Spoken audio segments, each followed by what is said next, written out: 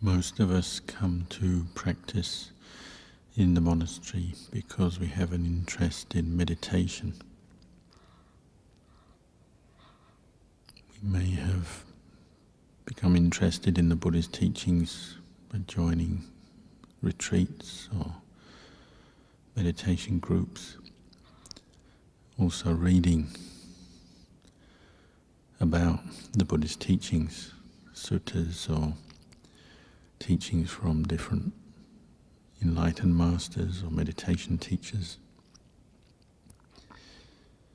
Most of us were not brought up in Buddhist families, so we haven't inherited a faith or belief in the Buddha, Dhammasangha or the teachings.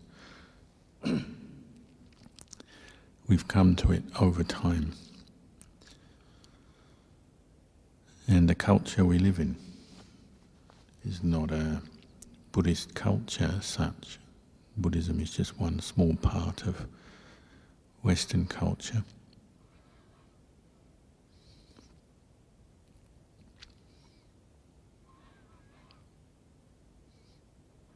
So we have to bear that in mind, particularly when we come to train in a monastery following the Vinaya. The Vinaya in the monastic life, the life of a samana, requires a lot of commitment. We have to study and learn many things, and we have to commit to the training, to the practice. And often our background is not so deep or supportive of this. So we have to really learn how to commit, how to give up to the training. As Venerable Bhakkara said today, we're meeting people like ordinary people, workers, contractors. They don't know what a monk is, how we live, what we do. They may have all kinds of wrong perceptions as well. We also have to be honest ourselves. Often we're not fully acquainted with the life of a monk. Before we come to the monastery, we maybe have only met a few and very briefly. So Ajahn Chah used to remind the monks, you put the robes on, shave your head. And so superficially we're called a monk, we're called venerable this, venerable that, Bhante, Ajahn, reverent, and so on. But our minds and hearts are not yet the mind and heart of a samana, and that takes time and training to develop. We're developing samana sanya, the perception of being a samana, one who is peaceful, one who is training in Dhamma Vinaya for the ending of suffering by abandoning kilesa, by penetrating the Four Noble Truths. It takes time to do this, to develop the perception of being a samana. They say the act of going forth is the fruition of our nekkhamma parami, the parami of renunciation. As we know when we chant the teaching on the Eightfold Noble Path, nekkhamma sankappa is one of the correct attitudes, the right ways of thinking that we're developing on the path. The thought, the intention to abandon the attachment to sensuality, seeking of sensual pleasures and attachment to the world in that way. The monastic life, the life of a samana, is committing to nekkhamma sankappa in a very direct way, very profound way. The heart of all Buddhist practice is the 5 precepts. For all Buddhists, that's the basic guideline, the basic commitment you make. when you take up the Buddhist path, and then lay people sometimes take on the 8 precepts for retreats or times when they stay in the monastery. It's also increasing the level of nekama.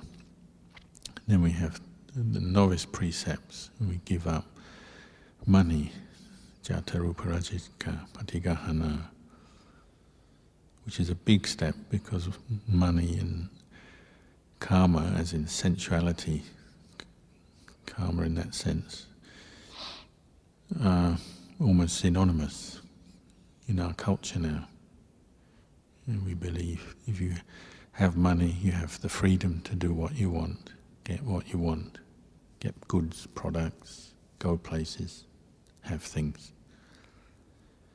But you give that up when you become a novice monk. Then as a bhikkhu you continue that and you take on all the other more refined Vinaya training rules. But in brief, this is all the practice of nekama. So it does require giving up to the Dhamma Vinaya when we become a monk. Giving up to the training, the teaching. Giving up to the meditation object. But obviously it's not giving up without purpose. And we gain true freedom, and the freedom of a mind that is unblemished, unstained by defilement. Our aim is to abandon greed, hatred and delusions and experience the peace of a mind that is free from those unwholesome qualities. But we have to understand why we practice and what we're doing and develop a skillful attitude to the practice. Often because of our background we have this very limited view that practice is about sitting, meditation, like we do on retreats. But really we're developing the meditative state of mind and the qualities of mind in all postures, in all activities. And the mind of a samana is like that. You're not a samana just when you're sitting meditation. You're a samana 24 hours a day, 7 days a week. The Vinaya doesn't change, the robes and the way we do things don't change. It's not just when we're sitting meditation. And that's because we're training the mind in the most complete way as a samana. We're developing the attitudes of a samana, the right thought and the right understanding, the right view, sammaditthi, of a samana at all times. So much of our practice is about just observing ourselves, watching over the mind, observing, learning in all situations, and not just when we're meditating in a formal posture. And this is why we practice the Vinaya. We're learning to train in mindfulness and awareness and seeing kilesa at work.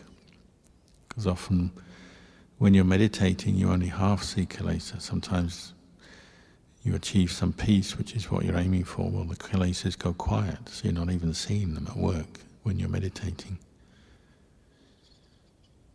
Then they'll come up in other situations when you're more off guard or your mindfulness is not so continuous. So the life of a samana, the monastic training, we use all aspects of our daily routine, our daily life, to reflect back on the state of mind and observe whether kilesa is present or not and what it does to our mind. So it's not just when we're sitting meditation, it might be when we're eating, when we're bathing, when we're walking around, when we're talking to other people and so on, and doing chores. A lot of our practice is learning to bring up mindfulness and observe ourselves in all these different situations.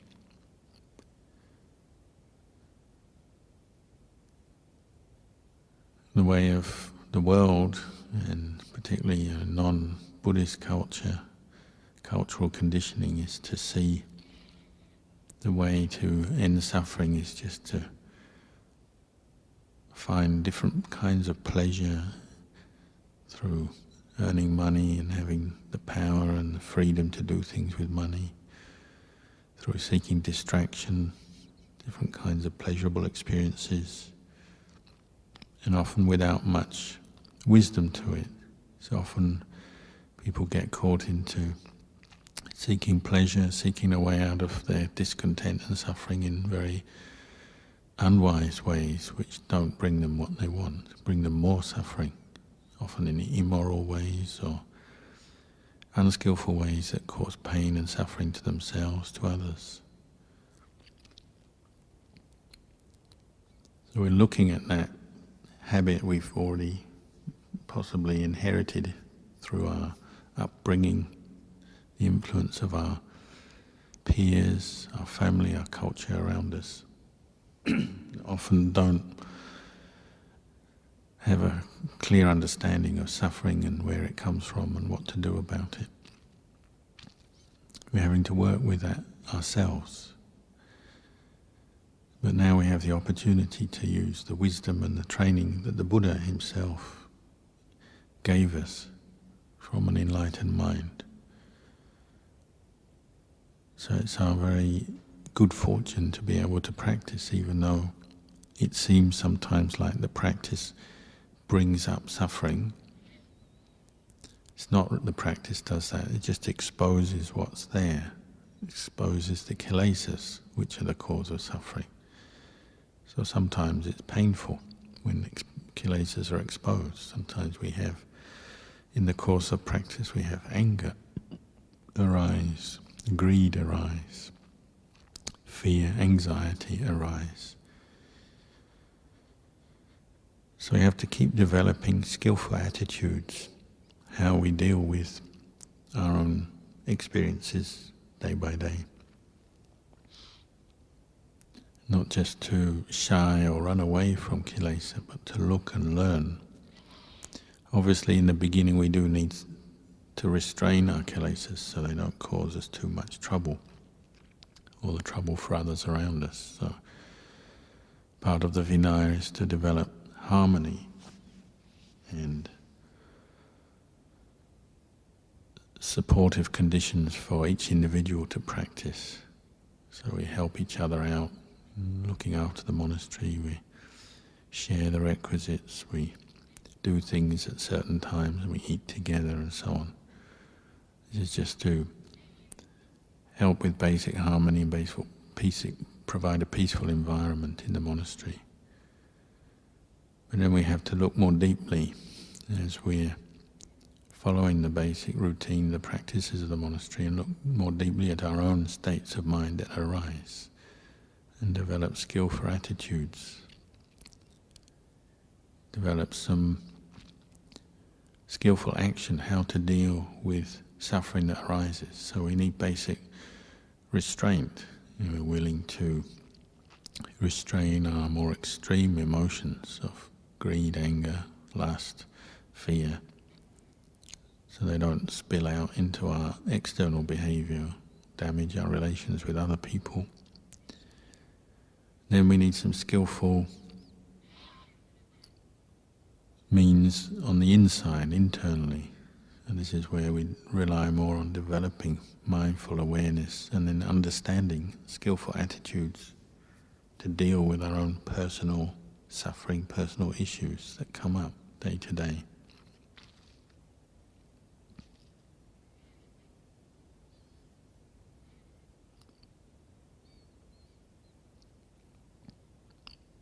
Sometimes when we come to the Buddhist teachings from a more intellectual background, we've read books and done some retreats, heard teachings, and often we've studied from the very basic right up to the very top. We like to read about Nibbana, read about the Vipassana jhanas, read about the jhanas, even though we haven't experienced these things yet. Often we unwittingly let our kilesas take over even the Dhamma, the good Dhamma that we've read, heard. Kilesas are very tricky and manipulative. So there was somebody here yesterday, they have a problem with their husband. The wife had a husband who's cheating on her. But they're both Buddhists, and the husband's very smart and says, in the end everything is just empty of self. We practice to experience emptiness, so whatever I do doesn't matter. And there's no self here. It's empty. So he's going around having an affair with another lady, causing misery to his wife and kids. Sometimes it's like that. We use the Dhamma with defilement. And we can say, it doesn't matter what I do because it's all empty, there's no right, there's no wrong, these are just concepts, superficial concepts. And on the highest level that's correct, but our mind is not yet on the highest level. We have to have the wisdom of the earthworm, as Ajahn says. We have to accept where our starting point is in the practice. And we have to be able to call a kilesa and see the damage that they do. Be honest about that and then start working with them just where we're at, whatever our particular issue is. Start working with it and addressing it skillfully. To do that, we also need a lot of metta, goodwill to ourselves first. If you're going to be able to sit down, observe your own mind day by day in different situations, there has to be a good attitude, one of being willing to accept whatever's there already. If you do have states of suffering, unhappiness, just accept them, but not try to compound them, but to develop goodwill and a sense of learning to see what you can do to untangle yourself from these conditions that you've built up, maybe over many years through our life. There has to be a basic goodwill towards oneself, wishing oneself well, wanting to learn, wanting to improve, and one has to maintain that so that one can start looking and learning from experience. That's part of the skillful attitudes that we talk about when we say developing skillful attitudes in daily life. The attitude of goodwill, which means a certain amount of acceptance, patience, willingness to be with things which are not always pleasant. Some mental states are not pleasant. Sometimes other people or situations are not pleasant. But with goodwill, we are willing to be patient with those unpleasant things so that we can learn, go beyond them. So we need goodwill, we need restraint, and then we need to keep bringing up mindfulness and wisdom, reflecting back on our experience. It is sort of the basic skillful attitudes we're learning. We're learning to think before we do things. Why am I doing this? Is this coming from kilesa, or is this a wise, good thing to do? We're learning to think before we do, before we speak. The way of the world, often we just do things following others. We just think things following others, say things following others. When we're kids, if you think back to when you're a teenager at school, a lot of our views and opinions are formed just by what other people say. Oh, that sounds good. Or we want to connect and be accepted by our peer group. So we just pick up a lot of views and beliefs based on that, just wanting to be close to other people, be accepted in a group and so on, without really investigating very closely whether it's coming from wisdom or not. But now we have an opportunity to do that, really look at our own thoughts, views, opinions, ways of doing things, but with an attitude of goodwill and trying to develop an unbiased awareness, the mindful awareness where you're not judging ourselves so much as just looking clearly and observing and seeing, well, what leads to what? If you keep holding on to negative thoughts, negative views, well, it causes you suffering. Maybe leads you to do things that cause other people suffering as well. We're learning to see that, to be honest, so that we can change habits, change our conditioning.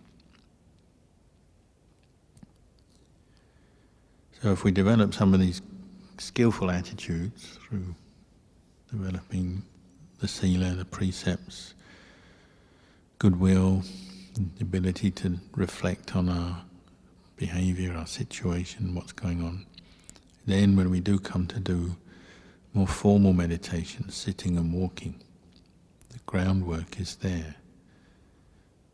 We've already been preparing a good foundation in peaceful states of mind. And this is the mind of a samana, one who is learning from experience, looking to see where the cause of suffering is and what needs to be done to abandon it.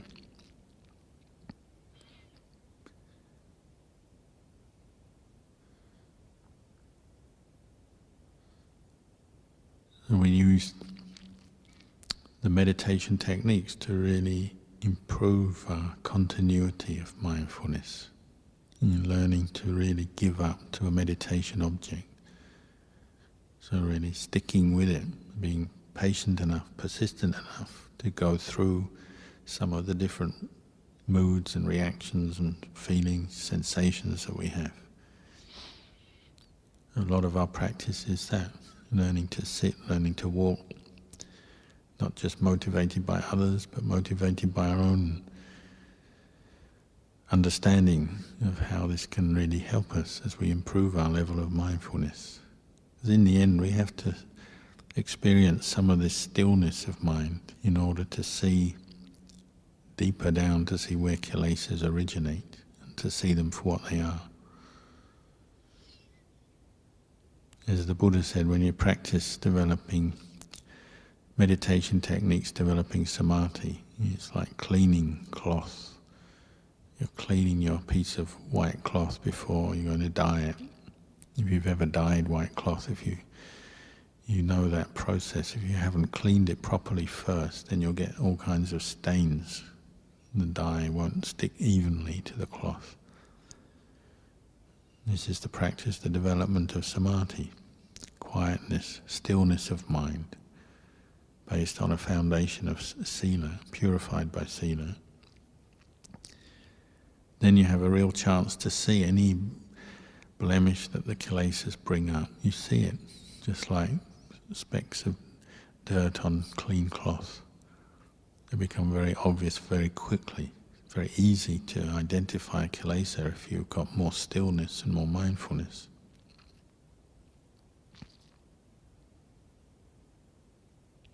If you keep doing that regularly, even if your mind isn't always peaceful, but you keep returning to the practice of one pointing the mind through the day, through time, then little by little, then the kilesas start to become more exposed. But we also have to use the backdrop of our lifestyle to help this as well. So we have practices around eating and sleeping and drinking and talking and all these things to help us. So when you practice meditation, develop some quietness, and then you go and eat a meal. Well, you can see kilesa arising, how it arises around the sight of food, the smell, the anticipation. And this is why we have one main meal a day, eat in our bowl, because it gives you a chance to really see kilesa at work. And the rational mind says, oh, when you eat food, yeah, we need to eat. This is just the desire, it's a natural human desire. True, but once your mind is more peaceful with the quietness of some meditative samadhi, then maybe you notice, well, there's a lot of kilesa in there as well. It's not just feelings of hunger in your stomach, different sensations promoting the desire to eat. There's all kinds of mental proliferation as well. attachments to certain kinds of food, certain tastes, what suits us, what doesn't, different views on food, what's the right balanced diet, and so on. It's endless kilesas come into the process of just eating. Once you're practicing mindfulness, then you start to appreciate the value of this lifestyle for helping you to really see where desire and attachment comes and how it affects you. Things like food, sleep, sitting cross-legged for long periods, these expose all kinds of kilesas. Your preferences, your reactions to things. You start to look and learn. And obviously the aim is to develop the clarity so you can separate out your experience. Body, feelings, mind objects, satipatthana, right mindfulness. See the impermanence of desire. And when you know it as impermanent, then it's not so infatuating. It doesn't grab the mind so much, doesn't become attachment so easily if you can see the impermanence of desire. Sometimes you see it in the way you meditate. Maybe meditate in the morning, you become very still, quiet, peaceful, forget all your kilesas. Then you go and face the meal and you realize, kilesas are all coming back up again, but at least you see them. You see how they emerge when the conditions are right. Desires, attachments will come up. But now you're seeing that process of the kilesa arising because you've done your meditation previously. Arising from a previously quiet, peaceful, happy state of mind, now they all come up. How can you maintain some clarity amongst those desires? Well, keep watching them. They arise, they pass away. They're impermanent. They stir the mind, they blemish the mind, they confuse the mind, stir the mind up. They're attachments. Ultimately, no, they're not self.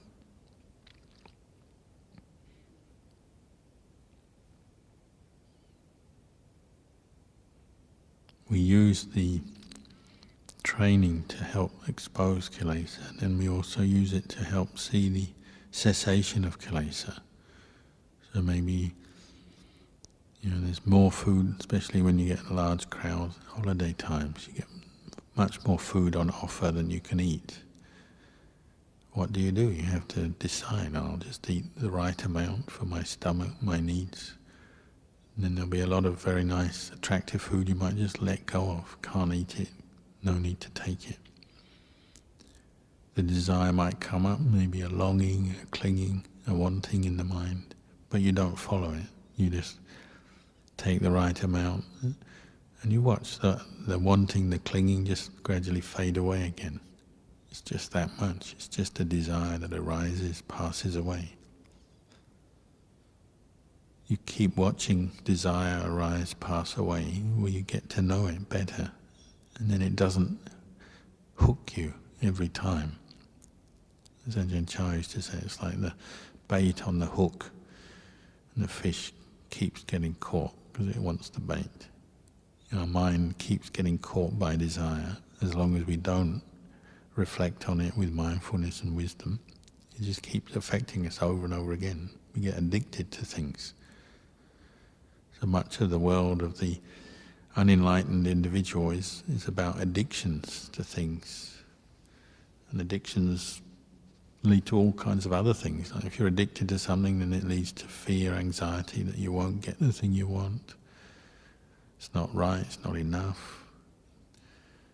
Or when you get it, there's trying to hold on to it, or the fear of losing it again, and so on. Endless discontent, suffering around the desires, the attachments we have, small and bigger. But our practice is exposing this. Some teachers say just you learn around mindfulness of eating and then contemplating the nature of food, how it comes from the elements, how it's unattractive, what we call ahare patigula sanya, contemplating the repulsiveness of food. So once you eat it, it goes into the body, becomes unpleasant. Just that one practice can bring you to enlightenment if you're truly mindful and investigate. Because food is obviously the one thing we need for life, other than breath. So the very desire for life is centered around food, but then also all the suffering of different kinds of attachment, views and opinions can all center around this one thing. Even if it's not your only meditation leading to abandoning kilesa, it can certainly give you insight that you can use in other aspects of your life, other aspects of dealing with kilesa. All the four requisites can do that, give us insight into attachment for comfort, colour, shape, size, smell, all the sense objects. On from that we can see our attachment to sexuality, sensuality, attachment to power, status, position, on and on it goes. But you reduce it all down to the four requisites, you can learn a lot. How human beings identify with all these superficial things that are constantly spun around by kilesa attachments. So our lifestyle is like this. We're learning to, first of all, just calm down, restrain our actions, our speech, live in a more peaceful way as samanas, and then investigating truth, developing skillful attitudes, mindfulness, wisdom, peace of mind of samadhi, and then the peace of mind of wisdom. Ultimately, true peace of mind is the wisdom that sees the cessation of desires and attachments, cessation of kilesa, cessation of suffering. To do that, we have to have enough patience, enough goodwill, enough willingness to watch the process and allow things to arise, pass away, and then contemplate, that's the end of that. There's nothing real in something that's impermanent. There's nothing really substantial there if something arises, passes away. So if you keep looking and learning from your experience, then every kilesa can become known as an impermanent state of mind.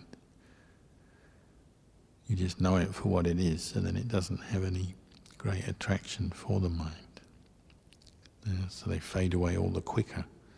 Even if they keep arising, they don't last very long, because you know they're impermanent.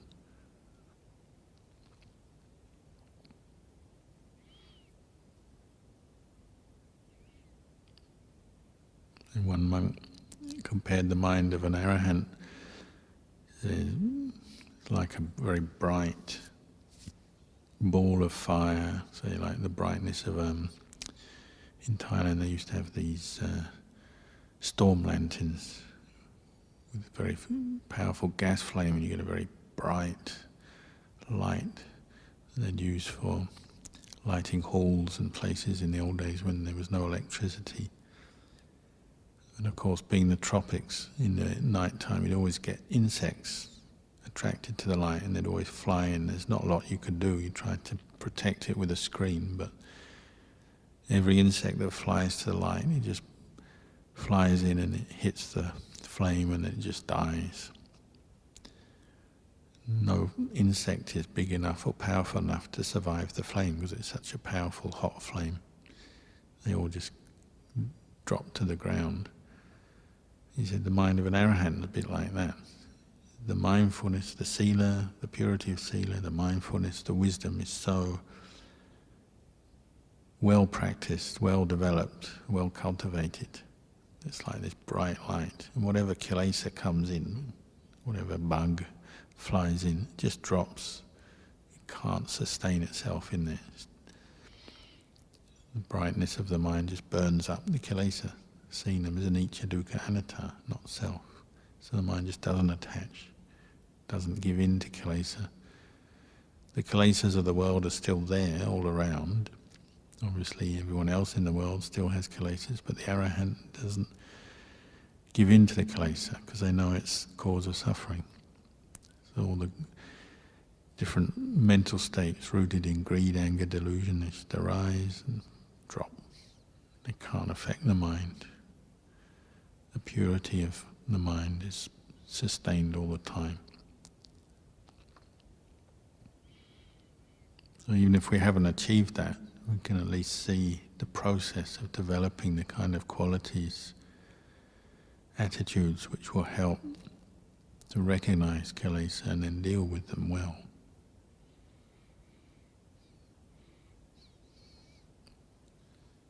So I'll leave you with these reflections tonight.